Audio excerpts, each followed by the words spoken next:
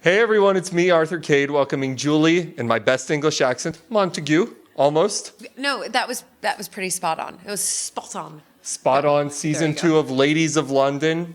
Check it out, fun stuff. And you even get to hear me trying to practice my English accent in this interview. It's good.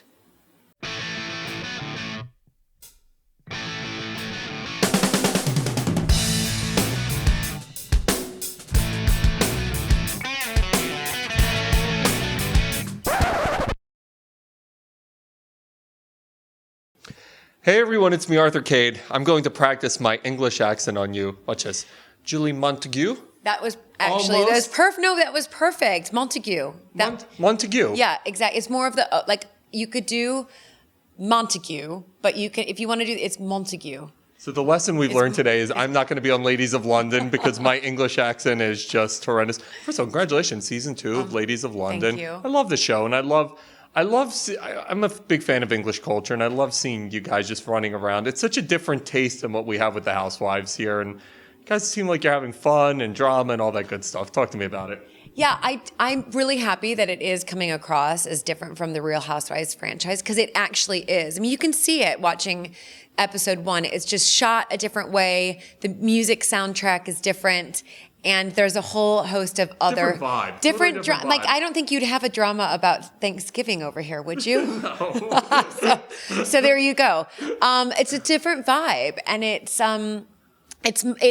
obviously about women interacting, but it's about also American women living in London, and English women being friends with American women who are living in London. So you've got a lot of weaves going on. You got one of the coolest things ever. You're married to royalty. I mean, that's like I was like reading your Bravo TV blog, and I was just like, this is the most fascinating thing. You got to walk me through that. Well, I know. Well, who never in a million years, like, right? I mean, I grew up in Sugar Grove, Illinois, and like, that's awesome. And like my first job was working at Dairy Queen, which I absolutely loved. Like the Dairy Queen that you couldn't walk into, it was just like counter service, right? Like that was my first job. Like the old school Dairy. Yeah, that's awesome. I mean, I loved it because I could either get a dilly bar or a Buster bar free after every shift. It was so exciting.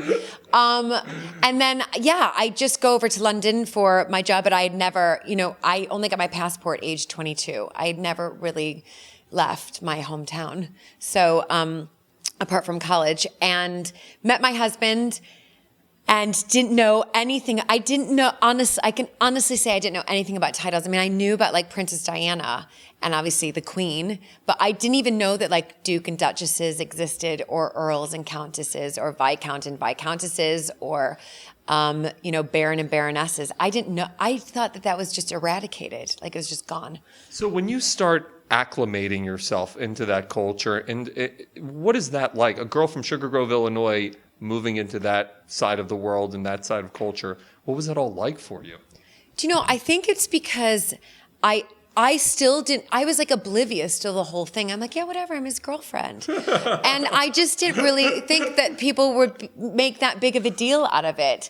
But they did. I mean, I have to say the first thing you get is, the first thing I got when I would go anywhere with my husband when he was my boyfriend, and he would introduce me to his friends, because clearly I didn't have a lot of friends over there. They were all his friends. The second I start talking, they're like, oh my God, you're American.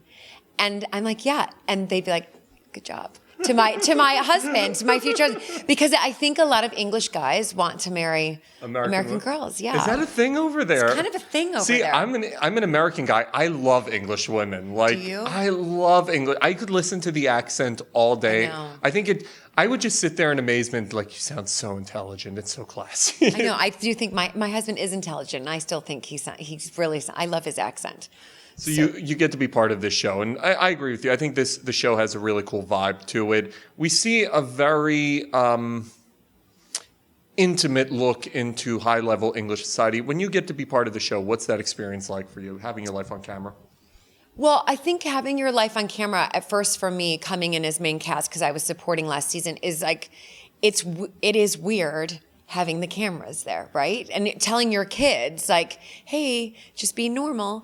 But you get so used to it, you forget that you don't, like, there's times I wasn't wearing a mic pack seemed then strange because I was so used to wearing a mic pack. You completely and utterly forget that the cameras are there. They're very good, and they film you for hours, so it just becomes very natural. You just forget the camera's there. I mean, to the point that my kids are like, "Yep, they're here. We're just gonna do our own thing."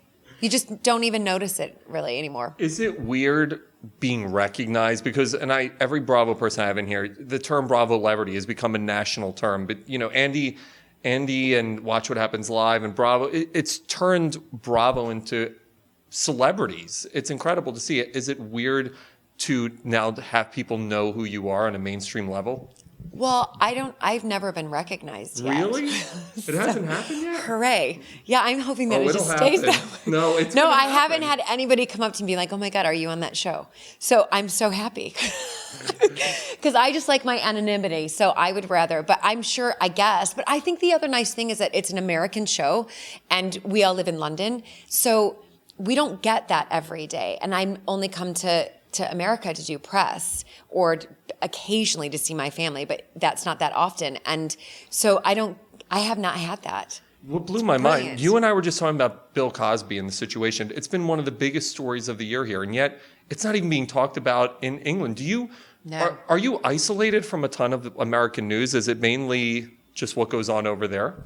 Yeah, I think obviously the American news we get is much more like political, like the Democratic and the Republican, the Iran deal, all that stuff. Exactly. So we get a lot of and obviously stuff that has to do with the world. But as far as your celebrity gossip, I mean, Bill Cosby, because of course I've seen it like a couple of times, maybe that was just online. It's not like it's in our papers. I mean, yes, we're much more about way more about UK celebrities. I mean, go to dailymail.co.uk and it's all David Beckham. Yeah, it's, you know what I mean?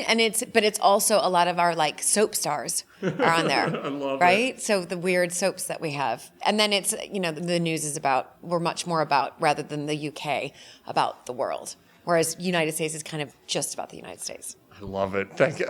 We need to be isolated. God, what a mess.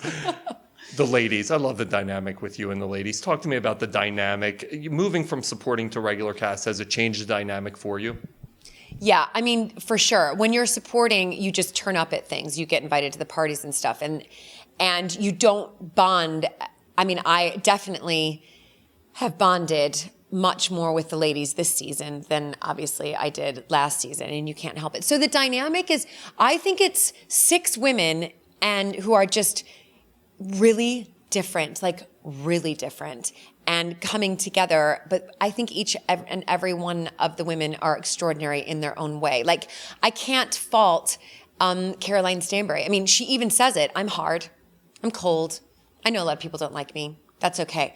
But you love her, right? I love that. I love her. That personality. Right, because she's real. That is who she is. But once you become friends with Caroline, she's incredibly loyal. That's what I love. Like, incredibly loyal. So, and then, of course, I've been friends with Annabelle for years, and she goes way back with my husband. They've been friends for over 20 years.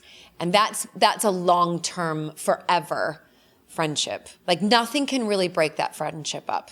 I don't think ever. Is there a bonding element that goes on because you're American women in England? Does it in some way create a familial environment for you? I think at first, definitely, when you move over to London, it is very, very hard to get to know the British. I mean, incredibly hard. So it's a cold culture. Yeah. It really is. It is, they just hold back on everything. Yeah, it's and you'll be like, "Hi, have a great day." And they're like, "Who's this alien? Why did she just tell me?" Or like, when you walk by people and you're like, "Good morning." Like, I mean, no one would ever walk down the street like, "Good morning," to a stranger. It just doesn't happen. So you naturally will bond to other Americans when you first move to the UK. I think for me and Marissa, it's been obviously much easier to acclimate ourselves into the English societies because we both married Brits. Whereas Juliet, her husband's Canadian. Yep. And so it's been a little bit trickier for her to really find her feet. But she's now been there for, I think, 4 or 5 years. I can't remember. And she's finding her feet. Is there a culture shock for your husband when you first get together? Because, again, American women are so different from English women. Was it an acclimation for him? Yeah, I mean, I was just telling somebody the other day, it's like, my husband's like, you are so optimistic, it's unbelievable. I'm like, well, buddy, you're so, he's not a pessimist, but he's a realist. He's definitely a realist. But my whole thing with my husband is, and he cracks up, because I'll come home and be like, oh my God, I had the best day ever. And he's like, you just said that yesterday and the day before. Or I'll come in and be like, oh my God, I had the worst day ever. So it's always like with me, like everything is an extreme. Like I'm of such, and he's like, well, that's not real. Like, just say I had a pretty good day. It's just they're much more. I think Americans are much more emotional and more hypersensitive with our emotions, right? Whereas the English people just, I had a good day, right? Whereas I'd be like, what? That's not a good day. That's a freaking amazing day, right? Like, no, that's just a good day, right? No wonder they hate us. Right? We're just so optimistic and like, yeah. They're like, you're like, this is the most beautiful day. And they're like, it's sun, relax. It's sun, right? And you're like, oh my God, that is the best meal ever. You're like, it's just like a nice piece of fish, right? So I just feel like that's what we do. We just sensationalize everything. But I don't know. I like that. It makes me happy. Speaking of making happy, I think season 2 is happy. Like I think it's great. Talk to me all about season 2 of the show. It's got to be a blast. Season 2 is just so different from season 1. It's like almost, I feel like it's almost 2 different shows. The dynamic is, we've got to know each other obviously a lot better, which makes the dynamic more interesting. And it's not, I think season 1, there was just one really big drama between Caroline and Caprice. That was it. And it was the build up to that. Season 2, it's like week after week. It feels like many more storylines. Yeah, like Thanksgiving was last night. Like that's like over the next episode because something else happens. It's one after the next, and and they're not just. There's a big building up. Just wait. Yeah. Do you, when you're on camera, is it natural for you, or do you feel like you have to produce drama, tension, or is everything just natural and you forget? I know you'd mentioned you forget the cameras are there, but do you ever feel like, hey, I have to live up to something, or is it just let me be me? Oh, no. No. I mean, did you watch episode 1? Hello. I mean, that's just like me burning hot chocolate and like trying to get all my kids organized. So no, I also think, do you know what? I teach a lot of yoga, so I teach big classes, and you just have to be authentic and you have to be yourself. And if you aren't, I mean, I've watched tons of reality, and not tons, but reality is quite. Were you a reality TV junkie before this? No, but in England we've got a couple reality TV shows, and one of them is Made in Chelsea, and it's quite big. And my daughter watches it, so I just sit there and kind of watch it with her. And I think you can always spot the people who aren't being authentic, right? Do you look at reality TV differently now that you're on reality TV? Do you see it differently now? I see it in the sense that you can't have a reality TV show without having drama in it. And I think that's what, it's not like they tell us to do drama or anything, but Bravo's very good at casting. Sure. Because they know they meet you, and they are very good at what's going to work. But obviously, it's not like they've stuck 6 different people together who didn't even know each other. We all knew each other in some form or fashion. There is that, look at me and Annabelle. We go back so many years. And Caroline Stanbury and Caroline Fleming. But they're very good. It's very good because we are all friends. It's a really good group. They find these group of friends and think that's a good reality TV show. They're good. I love watching your show because at some point in my life, I'd love to live over there for an extended period of time. I've been to London 6 times, 5 or 6 times. I think 6 times already. Right. And I love that town, and I love the culture, and I love seeing Americans acclimated in there. And you guys have such a cool little thing going on. So congratulations. Oh, thank you so much.